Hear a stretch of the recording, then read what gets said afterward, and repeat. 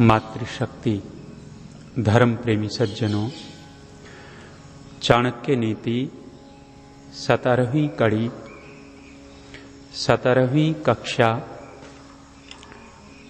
दुर्जन और सर्प यदि दोनों सामने हों तो किसको अपना लेने में लाभ अधिक है? चाणक्य ने कहा था, यदि सांप सामने हो, सर्प सामने हो और दुष्ट व्यक्ति सामने हो तो सांप को अपना लेने में अधिक लाभ है। दुर्जन व्यक्ति को अपना लेने में हानि ही हानि होगी। कारण कहा था कि सर्प तो समय विशेष पर काटता है, अर्थात जब उसको अपनी असुरक्षा लगती है तब वो डसता है, और दुर्जन व्यक्ति तो बिना कारण ही पदे पदे काटता रहता है, हानि पहुंचाता रहता है। इसलिए राजा के लिए कहा है, एतद अर्थम कुलीनानाम नृपः कुर्वन्ति संग्रहम आदि मध्यावसानेषु न त्यजन्ति च ते नृपम। कहते हैं, राजा कुलीन लोगों का ही संग्रह करे, श्रेष्ठ लोगों को ही अपने पास रखे, दुर्जन लोगों को अपने पास न आने देवे, चापलूस लोगों को अपने निकट न आने देवे। यदि अधर्मी, दुर्जन, दुष्ट व्यक्ति, चापलूस व्यक्ति पास में रहेगा तो हानि करेगा। इसलिए कहा है, श्रेष्ठ लोगों का नृपः कुर्वन्ति संग्रहम, राजा लोग संग्रह करते हैं, उनको संग्रह करना चाहिए। क्यों उनका संग्रह करना चाहिए? कहा है, आदि मध्यावसानेषु, सुरों में, बीच में और समाप्ति पर। आदि मध्य अवसान अर्थात उन्नति में, अवनति में, उत्कर्ष में, विपत्ति में, जय में, पराजय में सज्जन लोग साथ छोड़ करके नहीं भागा करते। और दुर्जन लोगों का स्वभाव ये होता है कि कोई भी विपत्ति आई, थोड़ी सी विपत्ति आते ही छोड़ करके भाग जाएंगे। इसलिए यहां आचार्य चाणक्य कहते हैं, श्रेष्ठ लोगों को संग्रहित करता रहे, क्योंकि वे विपत्ति में भी साथ देंगे, उन्नति में भी साथ देंगे और अवसान में, ढलान में भी साथ देंगे, जय में भी साथ देंगे और पराजय में भी साथ देंगे। राजा के लिए कहा है, जो भी मुखिया बनता है उस मुखिया के लिए ये आचार्य चाणक्य की नीति का उपदेश है। और कहा है कि साधु लोग, सज्जन लोग, श्रेष्ठ लोग किस तरह के होते हैं? प्रलये भिन्न मर्यादा भवन्ति किल सागराः, सागरा भेदम इच्छन्ति प्रलये अपि न साधवः। समुद्र की उपमा दी है। कहते हैं, समुद्र बड़ा शांत दिखाई देता है। यदि समुद्र को देखा जाए, हवा न बह रही हो तो ऊपर से बिल्कुल जल स्थिर दिखाई देगा, अथवा ऊपर से भले ही कितनी भी तेज लहरें दिखाई दे रही हों। समुद्र के विशेषज्ञ कहते हैं, अंदर से समुद्र गंभीर होता है, निश्चल होता है। लेकिन कह रहे हैं कि ऐसा समुद्र भी प्रलय के समय, विपत्ति के समय अपनी मर्यादा को तोड़ देता है, किनारों को तोड़ देता है। लेकिन कह रहे हैं, प्रलय अपि न साधवः, सज्जन लोग विपत्ति आने के बाद भी अपनी मर्यादा को नहीं तोड़ते। श्रेष्ठ लोगों की यही विशेषता होती है, चाहे कितनी बड़ी विपत्ति क्यों न आ जाए, वो अपनी मर्यादा में बंधे रहते हैं, मर्यादा को नहीं तोड़ते हैं। रामचंद्र जी को, श्री रामचंद्र जी मर्यादा पुरुषोत्तम हो गए। उन्होंने कभी जीवन में किसी मर्यादा का उल्लंघन नहीं किया। इसलिए आज भगवान के रूप में संसार उनको पूजता है। वाल्मीकि के राम मनुष्य हैं। महर्षि वाल्मीकि ने जो रामायण लिखी है उस रामायण के अंदर महर्षि वाल्मीकि ने कहीं भी श्री रामचंद्र जी को भगवान के रूप में प्रस्तुत नहीं किया। हां, तुलसी के राम भगवान हो सकते हैं। तुलसीदास जी ने भक्ति अतिरेक में रामचरितमानस लिखा है। तुलसीदास की रामायण नहीं है। रामायण है तो महर्षि वाल्मीकि की है। तुलसीदास ने तो रामचरितमानस लिखा है, अर्थात राम का चरित्र लिखा है, और वो भी कैसा चरित्र लिखा है, जैसा उनके मन में आया है वैसा। जो वास्तविकता है, वास्तविकता के साथ साथ अपनी मन की बातें भी तुलसीदास ने रामचरितमानस में लिखी है। इसलिए उन्होंने नाम ही अपनी पुस्तक का रखा रामचरितमानस। तुलसी के राम भगवान हो सकते हैं, लेकिन महर्षि वाल्मीकि के राम मनुष्य हैं, और भगवान मर्यादा में रहे कोई बड़ी बात नहीं है। भगवान चमत्कार करे कोई बड़ी बात नहीं है। भगवान अद्वितीय काम करे बड़ी बात नहीं है, क्योंकि भगवान समर्थ हैं। ईश्वर तो समर्थ हैं, लेकिन एक मनुष्य होकर के बड़ी बड़ी विपत्तियों में मर्यादा में रहता हो, बड़े बड़े विपत्तियों में धैर्य रखता हो, चमत्कारिक कार्य कर देता हो, तब व्यक्ति विशेष हो जाता है।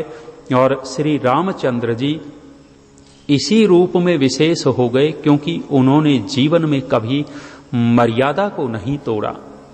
इसलिए यहां कहा है कि प्रलय अपि न साधवः, प्रलय के समय, विपत्ति के समय भी सज्जन लोग कभी अपनी मर्यादा को नहीं छोड़ते हैं। कितनी बड़ी विपत्ति है कि वन में जाना पड़ रहा है, और 1-2 दिन, 10 दिन, 20 दिन के लिए नहीं, 14 साल के लिए, 14 वर्ष के लिए जंगल में उनको जीवन बिताना है। और आजकल के जैसे जंगल तो नहीं थे, उस समय तो और बीहड़ जंगल होते थे। आजकल जंगली जानवर भी कम हो गए, जंगली पशु कम हो गए। उस समय तो बहुत हिंसक पशु होते थे। आजकल जंगलों में जो राक्षस प्रवृत्ति के लोग हैं वो कम हैं, जंगलों में कम रहते हैं। पहले तो वनों में ही राक्षस प्रवृत्ति के लोग छिपे रहते थे और उद्दंडता किया करते थे।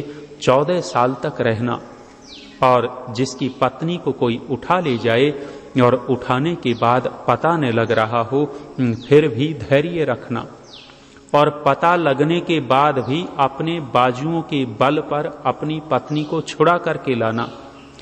वो वैसे भी ला सकते थे, किसी और तरीके से, जासूसी से, या हनुमान जी को भेज करके ही ला सकते थे, लेकिन मर्यादा का उल्लंघन नहीं किया। तो कहते हैं सज्जन लोग कभी मर्यादा को नहीं छोड़ते हैं। इसलिए सज्जनों का संग्रह करे, दुर्जनों का नहीं, मूर्खों का नहीं। मूर्ख के लिए आचार्य चाणक्य कहते हैं, मूर्खस्तु परिहर्तव्यः प्रत्यक्षो द्विपदः पशु भिन्नति वाक शकलेन अदृष्टः कंटको यथा। कह रहे हैं मूर्खों को छोड़ देवे, मूर्ख व्यक्ति को साथ में न रखे। प्रत्यक्ष द्विपदः पशु, कह रहे हैं कि मूर्ख व्यक्ति सीधा सीधा 2 पैरों का पशु है। पशु 4 पैर वाले होते हैं, लेकिन मूर्ख व्यक्ति को 2 पैरों वाला पशु कहा है। तो कहते हैं कि ऐसे व्यक्ति को साथ में रखे। क्यों न साथ रखे? भिन्नति वाक शकलेन, ऐसी बातें बोलेगा। मूर्ख व्यक्ति बोलेगा तो उल्टा ही बोलेगा, और उल्टा बोलेगा तो हृदय को छेदने वाली बात बोलेगा, हानि करने वाली बात बोलेगा, अपमान करने वाली बात बोलेगा, काम बिगाड़ने वाली बात बोलेगा। इसलिए कहा है उसको पास में न रखें। और उदाहरण दिया है अदृष्टः कंटको यथा, जैसे पैर में कांटा चुभ जाए और पैर में कांटा चुभने के बाद दिखाई न दे रहा हो। कांटा दिखाई तो नहीं दे रहा, लेकिन शरीर में पीड़ा बहुत पहुंचाता है। ऐसे ही मूर्ख व्यक्ति बोल बोल करके छिपे हुए कांटे की तरह पीड़ा पहुंचाता रहेगा। इसलिए मूर्खों को साथ में न रखें।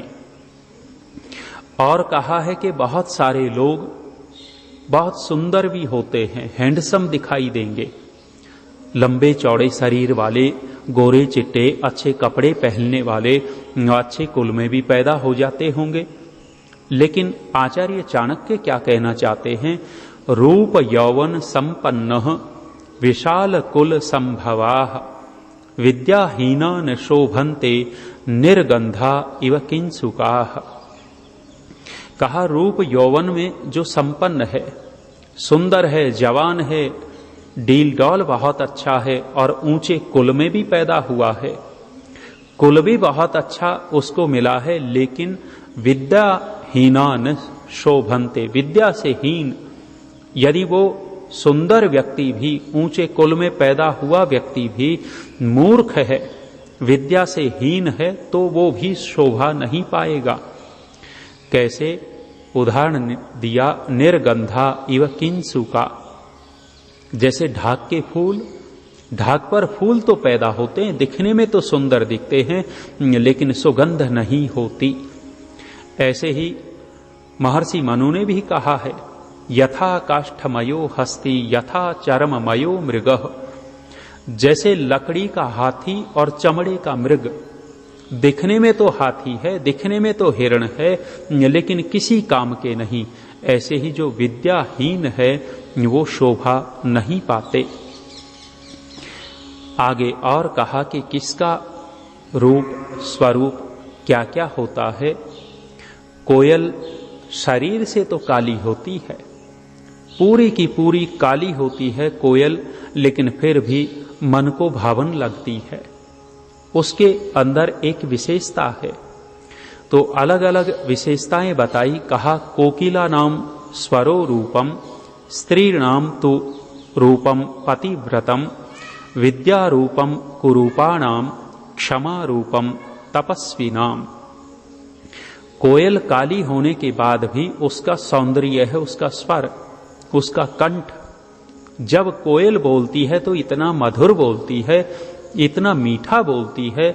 जब वो कूकती है, कूजती है, अपना स्वर निकालती है, आम के पेड़ पर या किसी और पेड़ पर छिप कर के बोलती है, तो व्यक्ति देखना चाहता है कहां से आवाज आ रही है। दूर बैठा हो तो चल कर के देखना चाहेगा। क्यों? क्योंकि उसका स्वर ही रूप है, उसकी कंठ की मिठास रूप है। और कहा स्त्रियों का रूप क्या? स्त्रीणाम रूपम पतिव्रतम। स्त्रियों का रूप है उसका पतिव्रतपना, अर्थात अपने पति के अतिरिक्त किसी अन्य पुरुष की मन से भी कामना न करना, अन्य पुरुष को न देखना, अन्य पुरुष से प्रभावित न होना, ये स्त्री का रूप है, स्त्री का सौंदर्य है।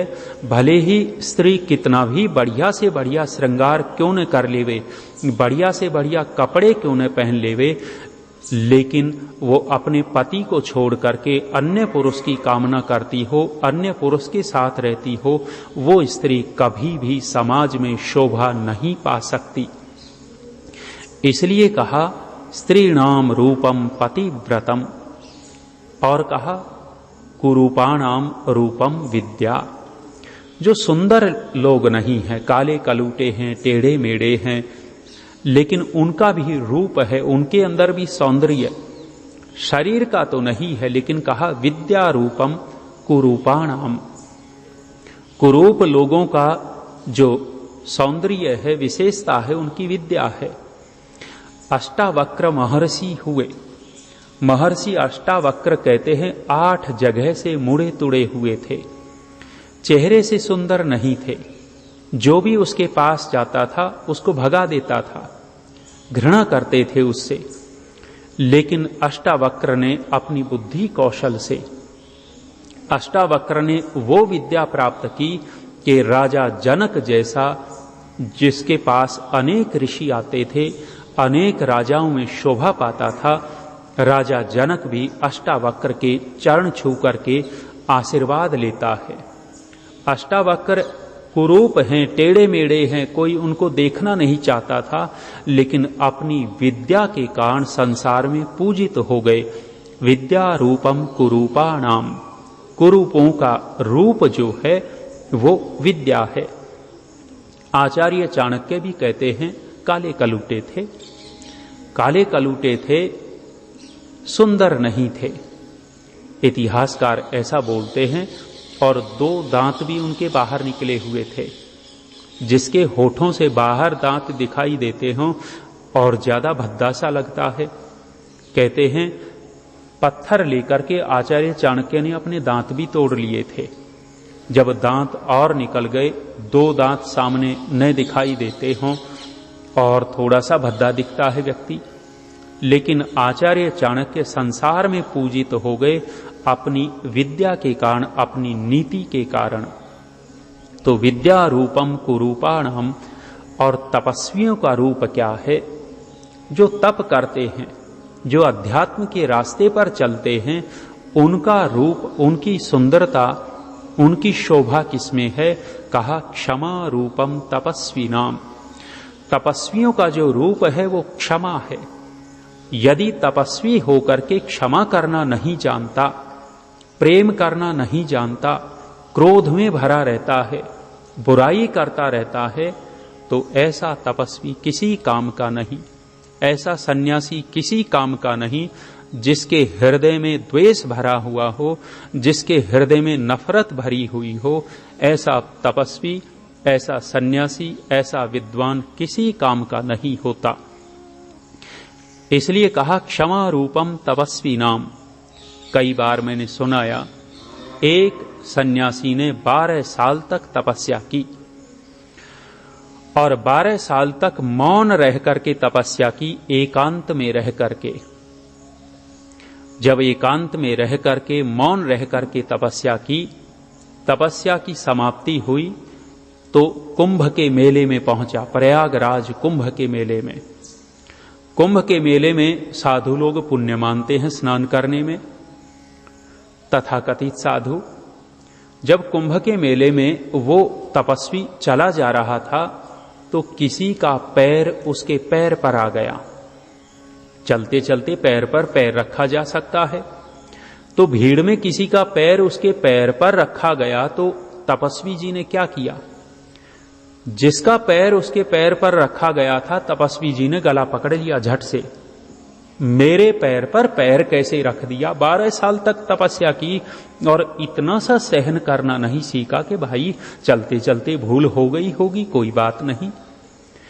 आचार्य चाणक्य कहते हैं तपस्वी लोगों का जो शोभा होती है, जो सौंदर्य होता है, वो क्षमा होती है।